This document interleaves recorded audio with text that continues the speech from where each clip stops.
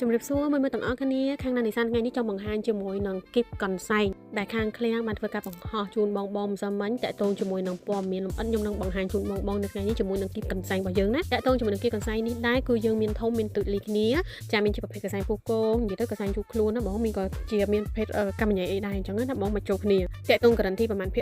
គរយគឺវាមកចូលគ្នាអញ្ចឹងណាបងហើយគីបកន្សែងនេះដែរគឺមាន Facebook account ភ្ញៀវគាត់តបតតាមនងគាត់បានធ្វើការ call មកខាងប្រាប់ខាងឃ្លាំងអញ្ចឹងណាភ្ញៀវគាត់ថាវគ្គនេះមកស្អាតសើសឹងតែ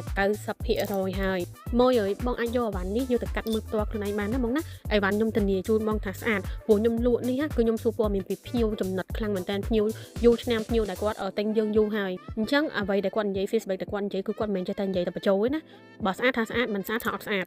ខ្ញុំគោរពភ្ញៀវខ្ញុំដោយសម្ដីគាត់ប្រៃបែបហ្នឹងអញ្ចឹងភ្ញៀវអញ្ចឹងបងដែលគាត់ចង់បានជាប្រភេទកន្សែងយកទៅលក់ក្នុងតម្លៃមធ្យមភាគមិនណាមុំបងអាចធ្វើការតាក់ទងមកខាងឃ្លាំងបងអូនបានណាស្អាតបងខ្ញុំថាស្អាតហើយខ្ញុំធានាជូនបងណាហើយលក់បានចំណេញអូតាក់ទងជាមួយនឹងរឿងហ្នឹងគឺមិនសមខ្ញុំបានធ្វើការនិយាយពីអីវ៉ាន់របស់ VIP ចូល stop ចាហើយក៏មានភ្ញៀវគាត់ឆាតមកមធ្យមភាគដែរក្នុងការធ្វើការកក់អ្នកខ្លះគាត់កក់ទៅអ្នកខ្លះគាត់មកមើលដល់ឃ្លាំងទិញតអញ្ចឹងណា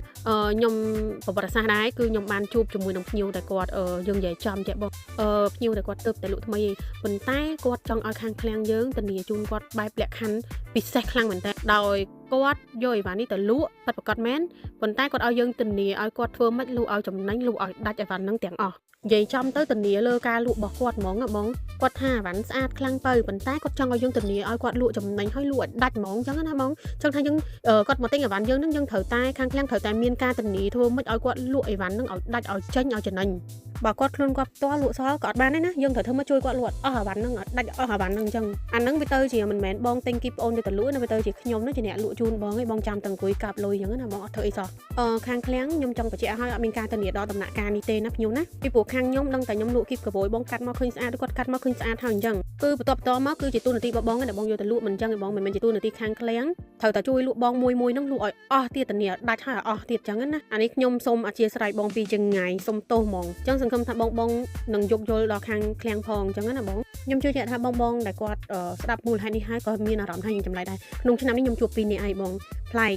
ប៉ុន្តែក្នុងនាមខ្ញុំជាអ្នកលក់ខ្ញុំជាយាមនិយាយប្រាប់គាត់នៅអ្វីដែលខាងឃ្លាំងនិងប្រសិទ្ធខាងនាងក្នុងការមានអញ្ចឹងណាបងអញ្ចឹងសង្ឃឹមថាបងមានការអធិស្ឋានខ្ពស់មែនតើមកលើខាងឃ្លាំងពីព្រោះខាងបងអាចជួយបងដល់អញ្ចឹងបានទេនឹងទី1ទី2គឺសង្ឃឹមថាបងអាច